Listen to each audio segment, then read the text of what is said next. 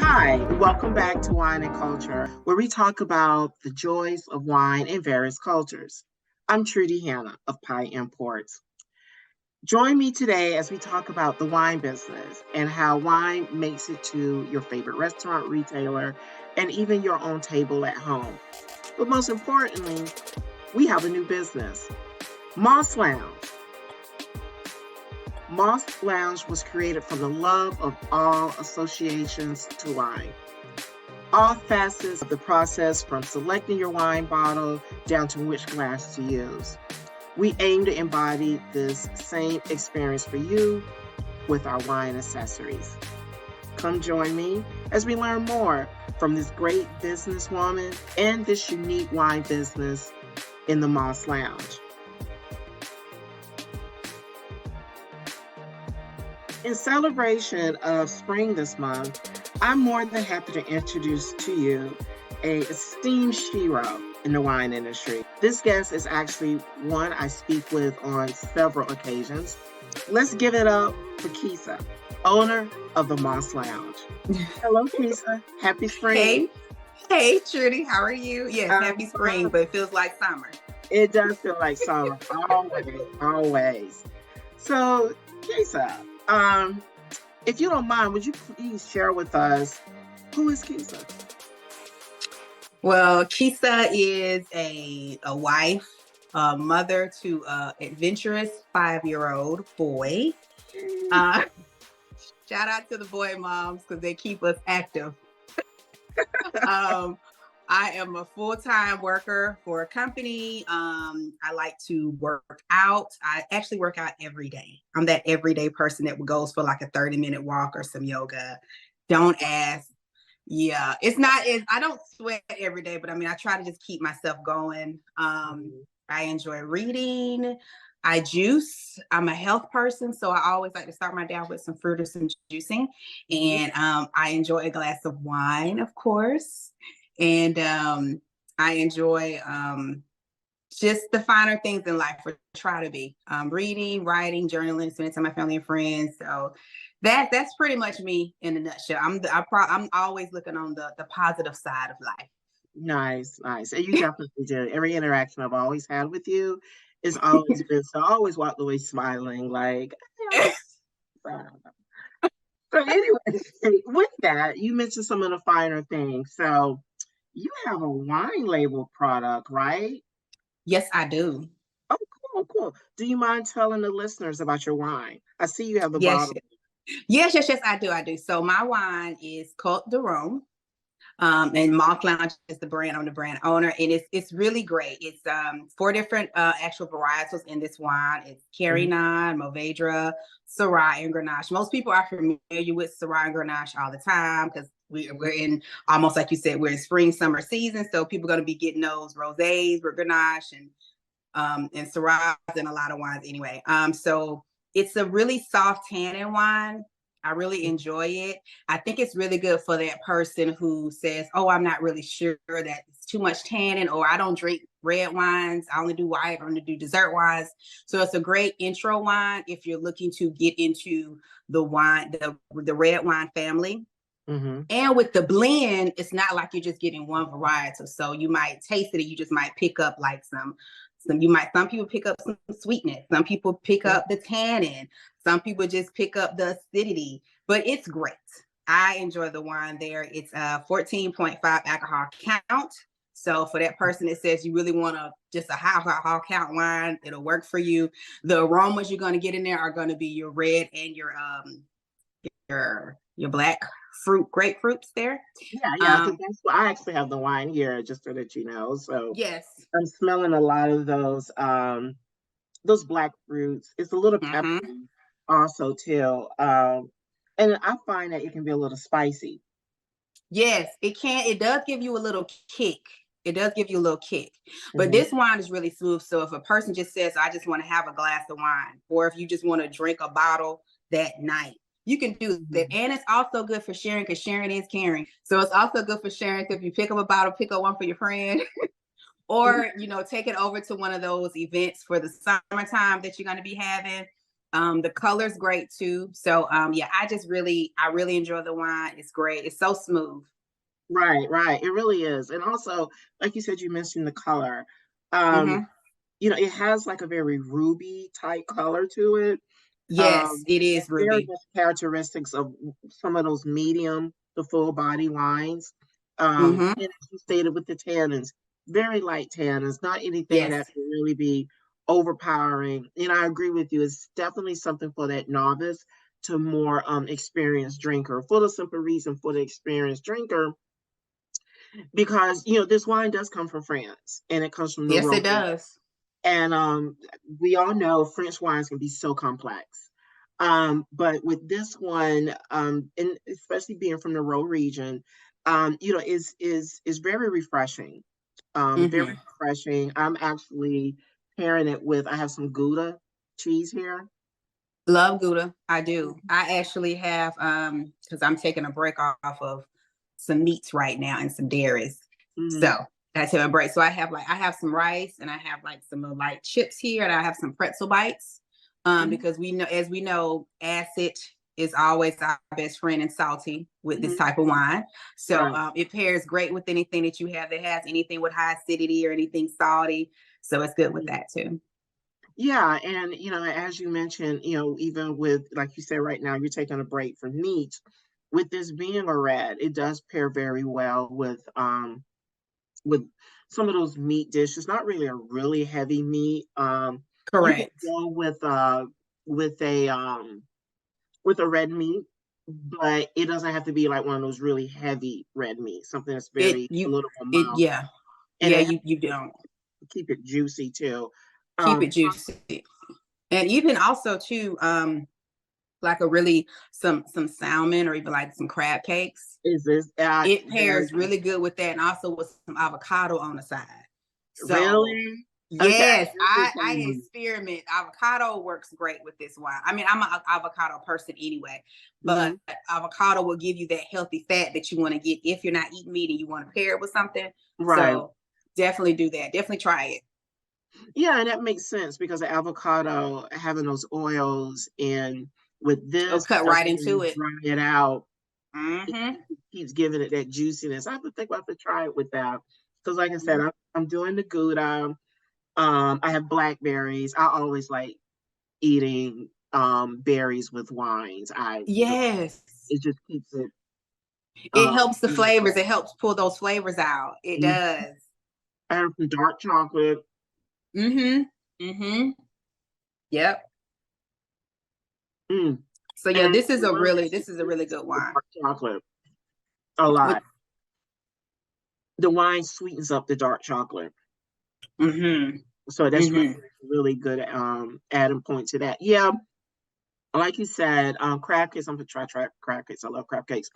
Yes. Salmon, red meats, pastas, Mm-hmm. even like a really good hot sandwich. I mean, this is a wine that really pairs really well with it.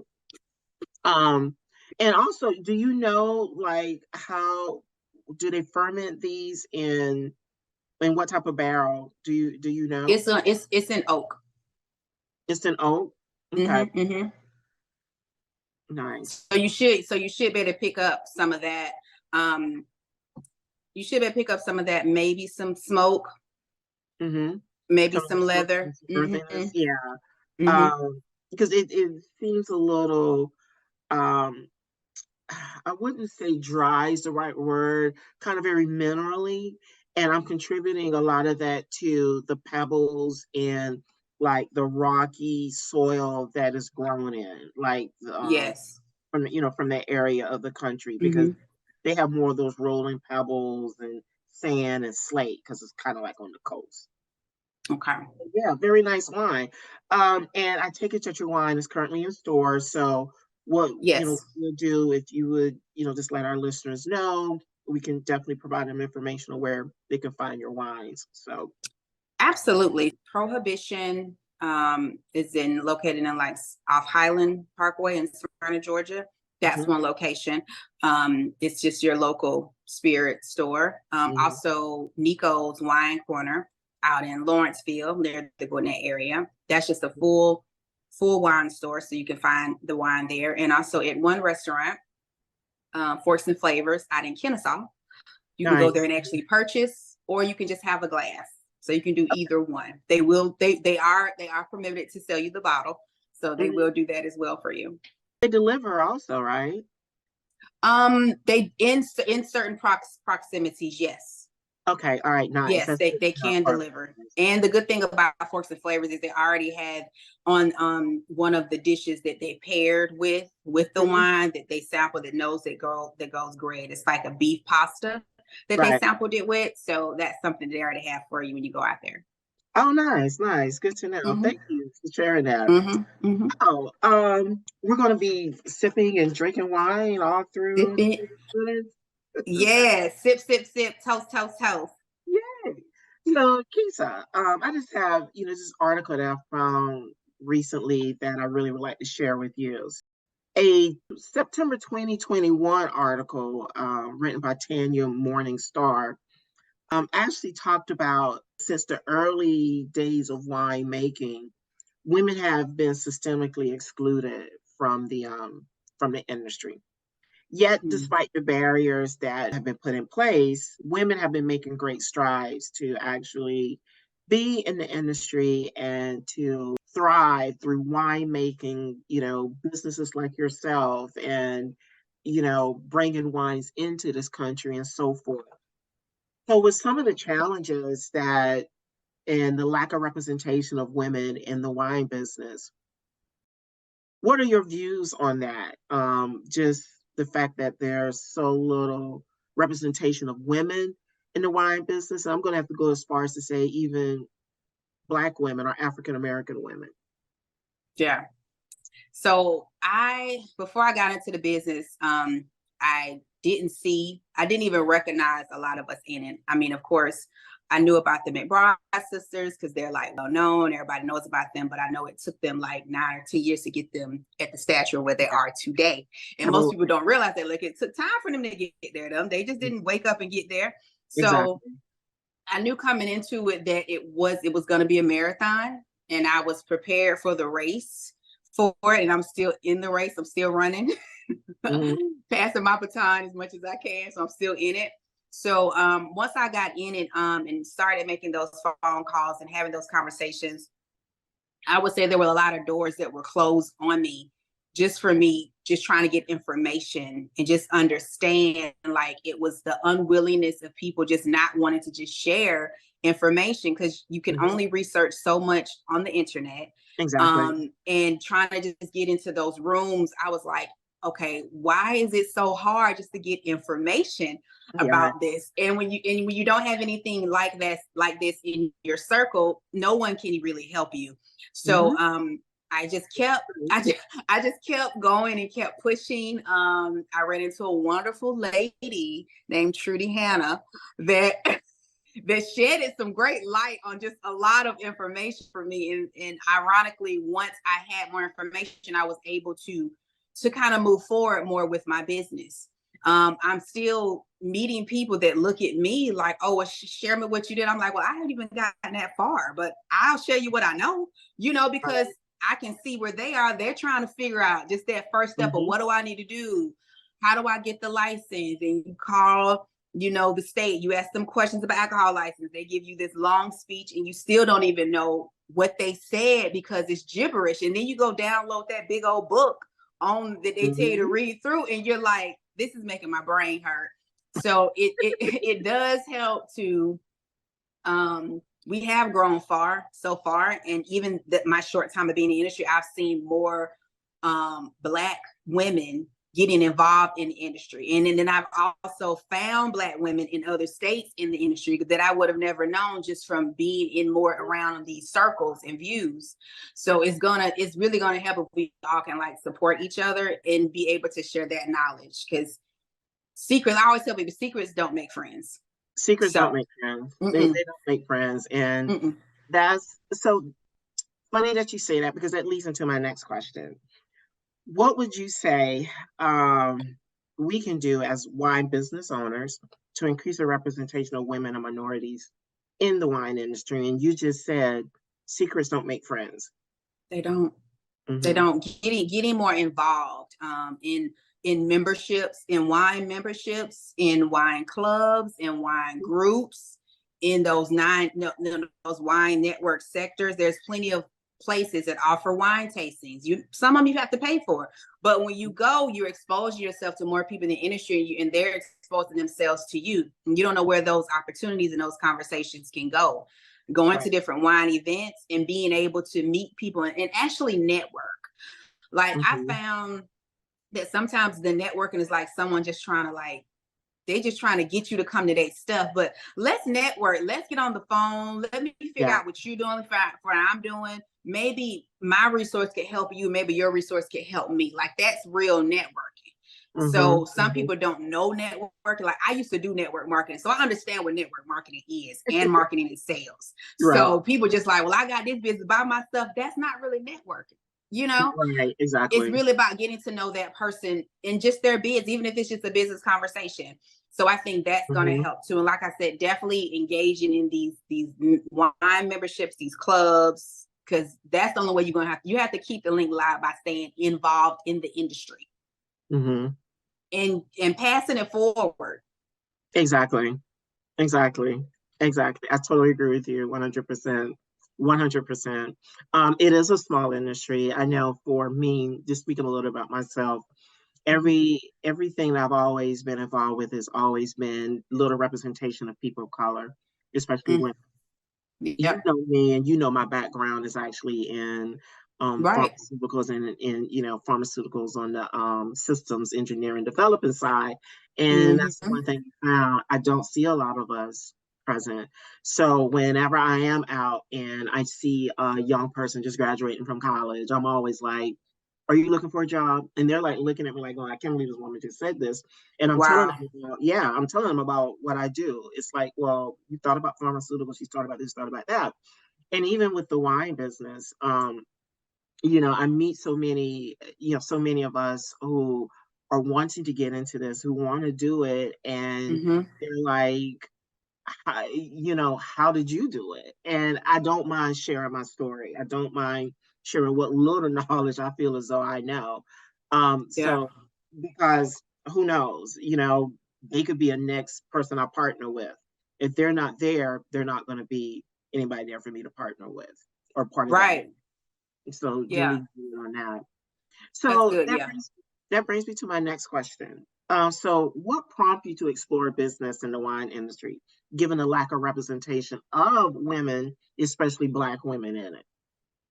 Yeah. So I knew I wanted to do something. I just nothing against any job. I had a job. I still do. That's fine.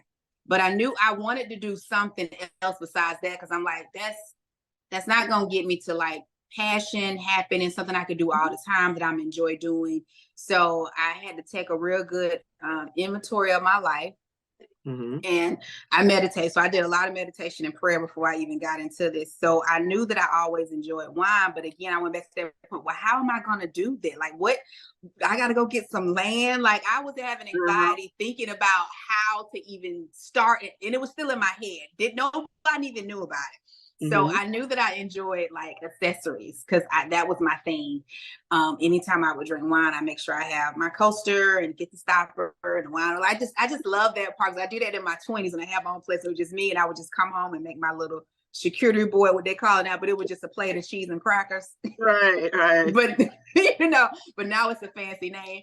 So I knew I enjoyed that. So that was my first in, I would say, of Mm-hmm. me saying, okay, I'm going to start a business and I'm going to sell wine accessories because I think that is really important when you have your bottle of wine because, Mm-hmm. you have to have nice items to go with that bottle of wine that you don't spend all this money on. You want to have something quality. So I started with that first. That was my first end game.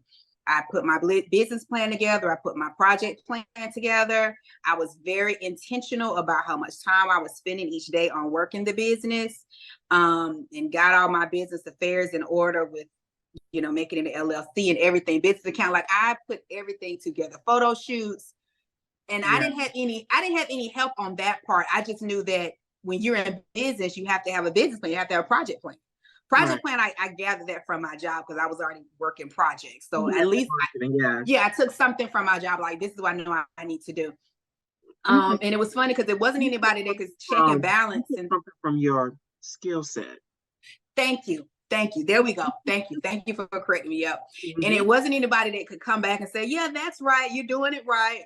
Because it's not like people around me are also holding their business. And the people that you know in a distance, you know, are they going to help you? You could have asked them, but it wasn't a lot of good feedback for me to get. So I said, I got to roll this out. So I rolled it out with just the accessories first. And I was so excited. And it was amazing of how many orders I received in the first day. Like, I was at the UPS shipping off all day for the first day. And I just could not, people was like, because, you don't know if it's going to work, right? Exactly. You don't know if it's going to work, but you have to have enough love and faith within yourself to say, I want to do this, whether it works or not. I'm going to do it. And it's going to go somewhere. I don't have the end goal of where it's going to go. I have the desire. I don't know the full plan. It's going to work. And so I kept going. And then from then, I knew that I always wanted to do a wine. I still didn't know my how on that. And I would tell people, I said, I want a wine, I just don't have a how. I would just say it out loud to people. I don't have a how, but something's going to happen. I just don't know. And that's when I received a lot more doors closing. I mean, to the point of, well, how much liquid acids do you have in conversation? And I was like, well, I mean, I wasn't going to tell the person how much I had because there's liquid acids, but I'm like, well, does that really matter right now? Can we just, it was conversations like that I got hung up on. Like, people just were like, I'm like, wow, this is amazing. That was incredible. But the wine ended up getting launched. That was a great, scary process. But I was so excited. I'm still excited, but it's just that adrenaline of that process. Like, oh God. It was an amazing feeling. I tell anybody, if you want to do your business, just do it because you're going to feel amazing once you start really knocking things out that you want to do. Every little accomplishment is a big accomplishment for a business. Yes, that's what it is. You just feel amazing. It is.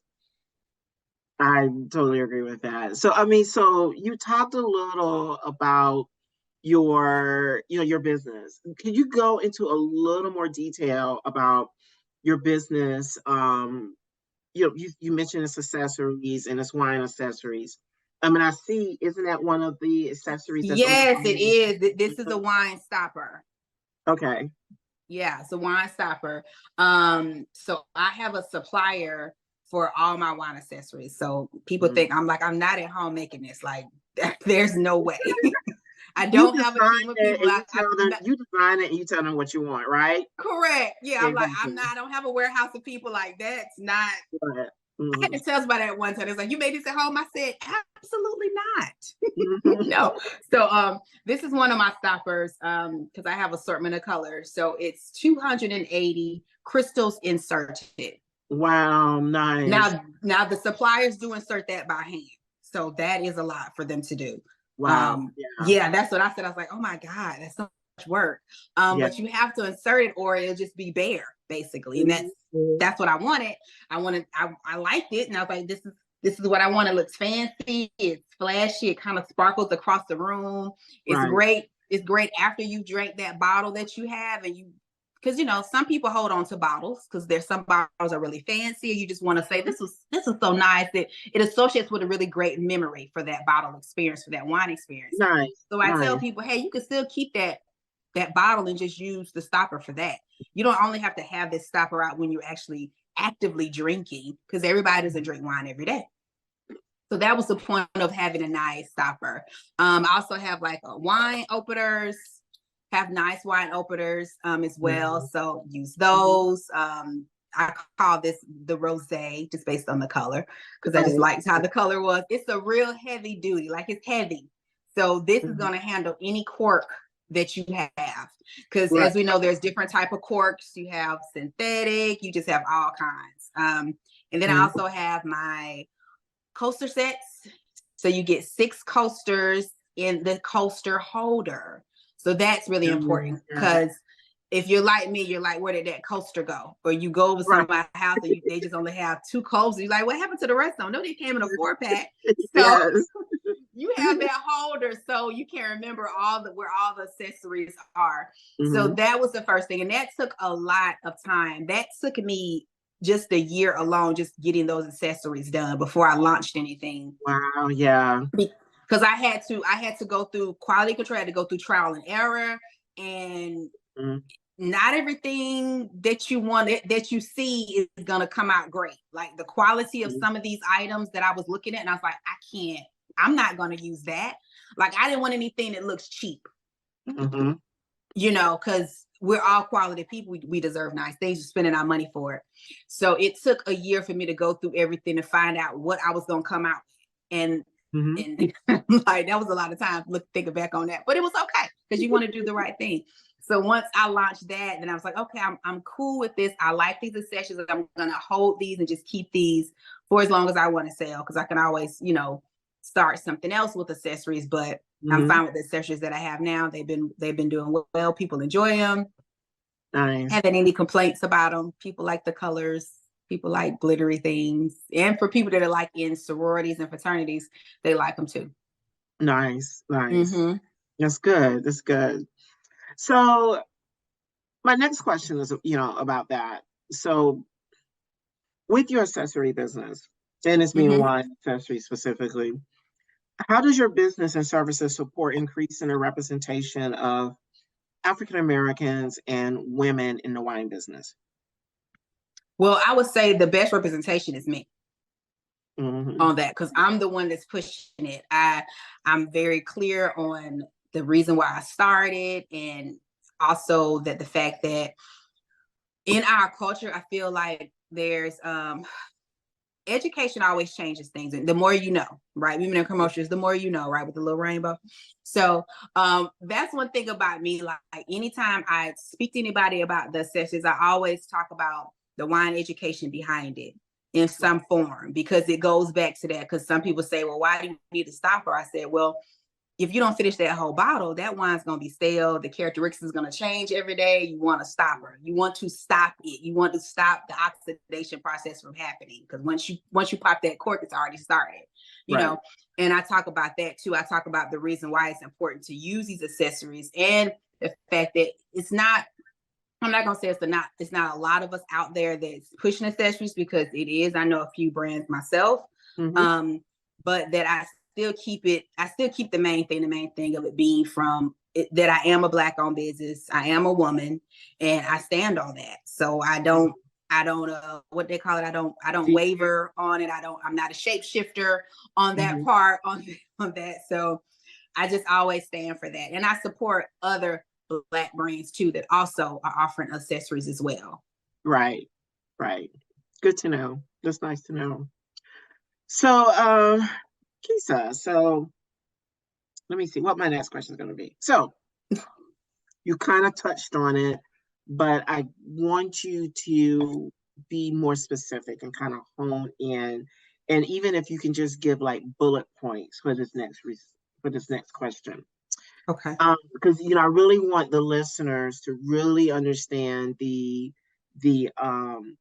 complexity and the challenges that we actually face being in this industry. So the question is, as a wine business owner, what struggles did you face, and what challenges were that you had to overcome, and what lessons have you learned?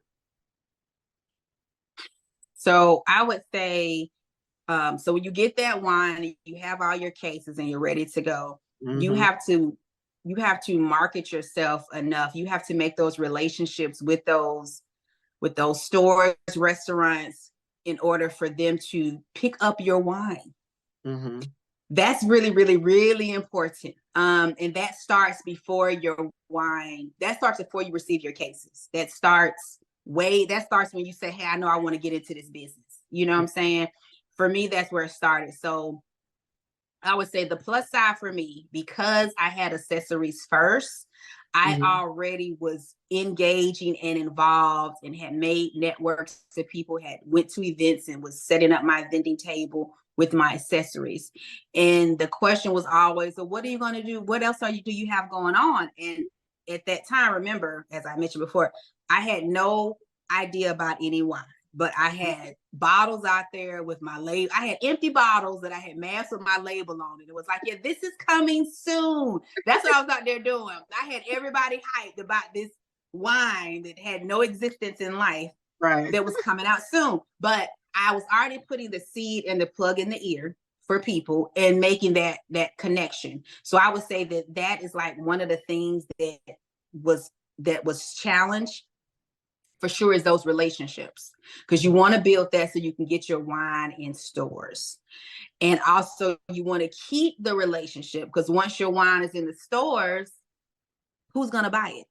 Right. So that goes back to the marketing, and who's going to market it. If you have a marketing team, that's great. If not, it's on you. Exactly. So you are the salesperson, the marketing person, social media. You have wearing all the hats by yourself.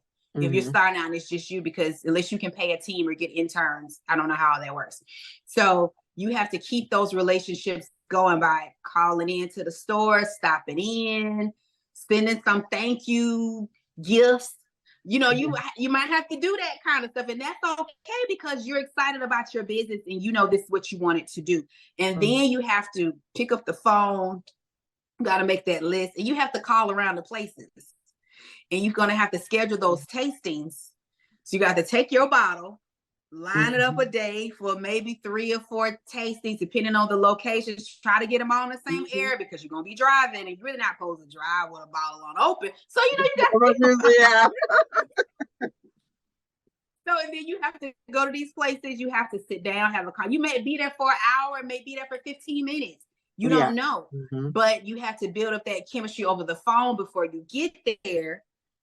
And you got to follow up, and you have to keep that connection going, because they may pick you up, they may not pick you up, or they may say, oh, you can just come in and do a tasting and we'll see if anybody wants it. You might have to decide, do I want to do that? Is it worth it? I say everything is worth it when you're trying to grow your business, because it's all about that brand visibility. So you have to do as much as you can. I say this, that you're comfortable with. But you got to get outside your comfort zone, though, because you're in business. So this is not about feelings. This is about business. You can talk about your feelings after you get home, I say, but when you do it, and get the check.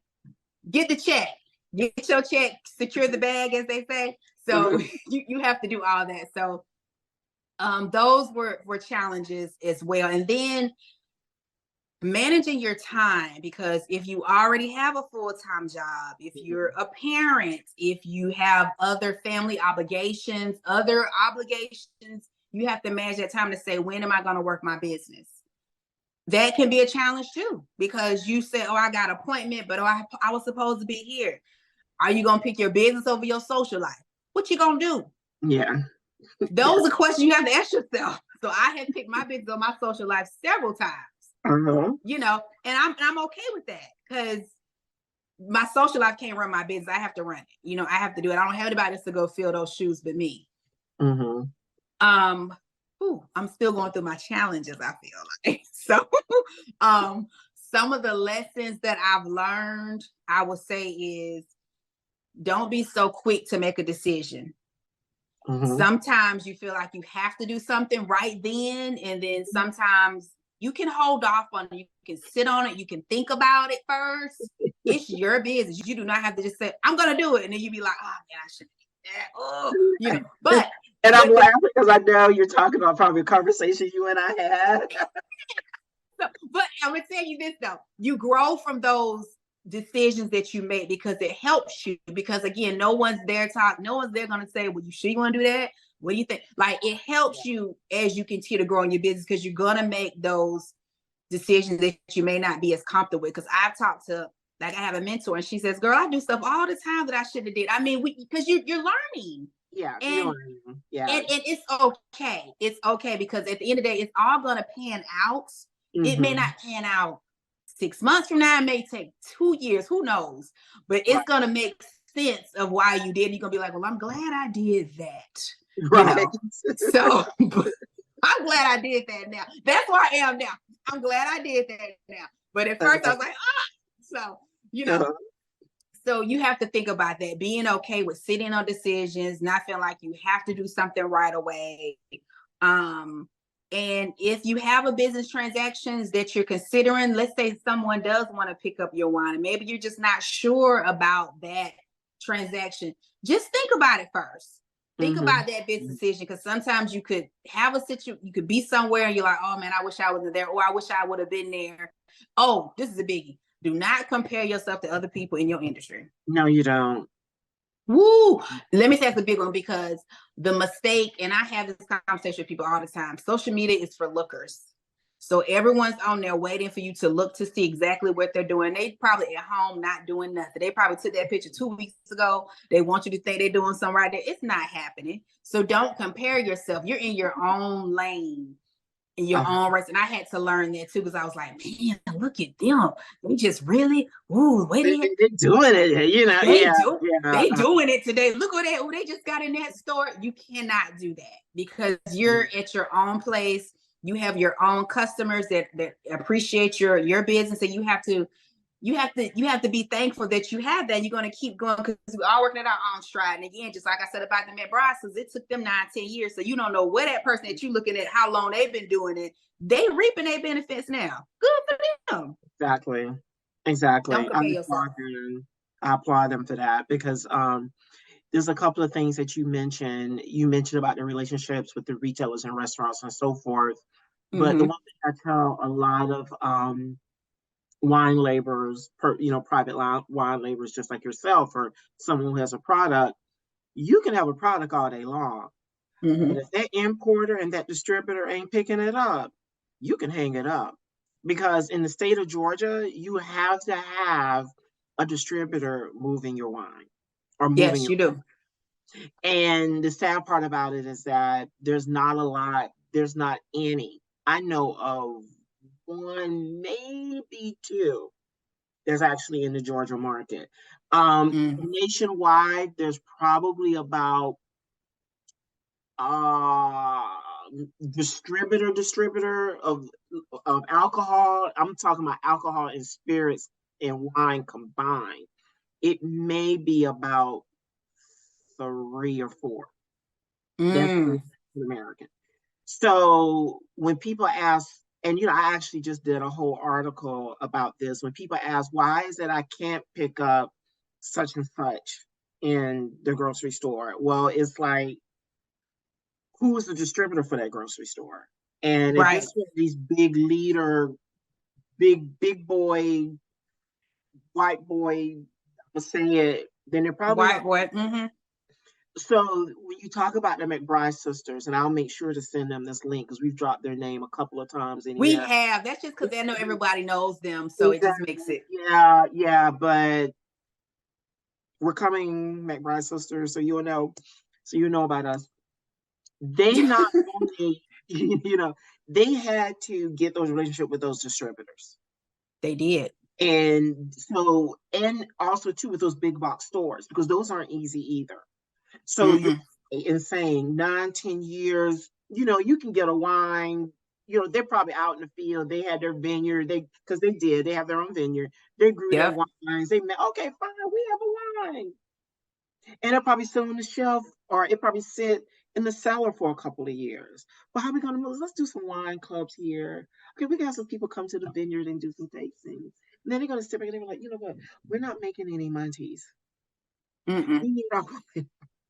And that's when you go to the distributors, and they actually do that for you. So they put in a lot of work. I just want to emphasize that to the listeners. They put in a lot of work, and it's a lot of hard work.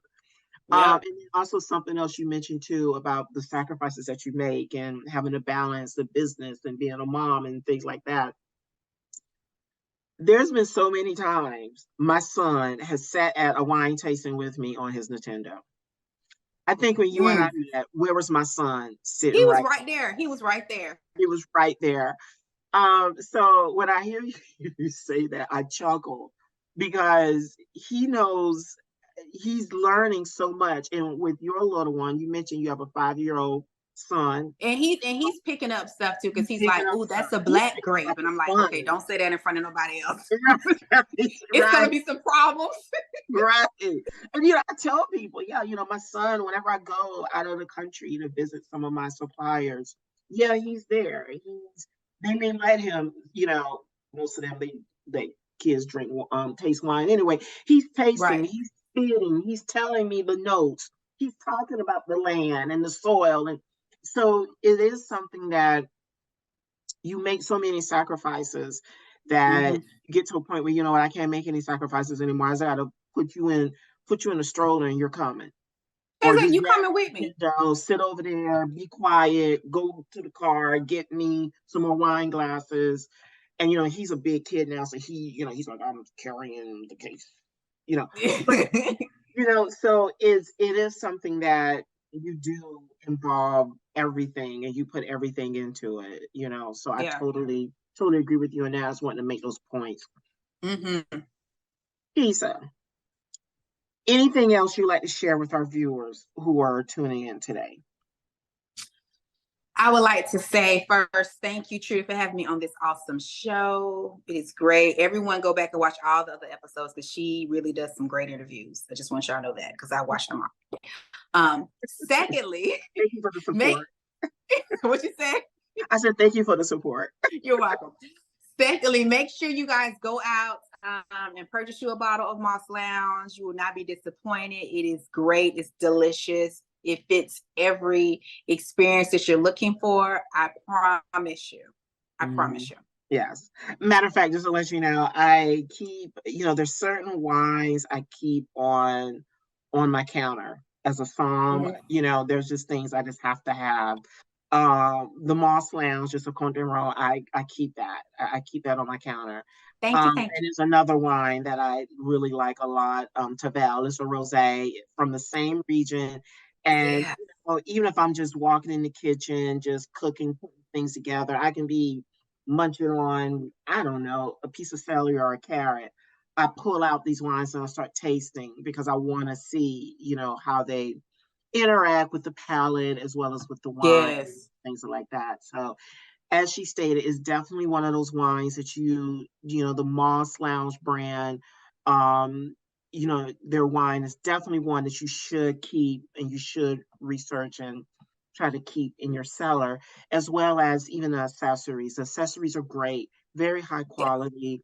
There's a lot of things on the market, and sometimes you can be looking at them and you're wondering, do I really need this? Do I really need that? Stuff like that. Keisa has done a really good job just kind of narrowing it down and putting it into focus as to this is what you really need, and it's high quality, and it's cute, it's pretty. Yes, it is cute. Thank you. It's some bling. So, Keisa, it has been a pleasure chatting with you. Thank you so much. I so appreciate your time. I so You're appreciate your welcome. patience. And as always, I wish you all the luck with your business. And if there's anything I can do to support it, I'm definitely here for you. Thank you. Thank you so much. Thank you for having me. Absolutely, absolutely. So, to our beloved viewers, we'd love to hear your thoughts on the chat regarding the topic. If you have any questions whatsoever, please comment down below.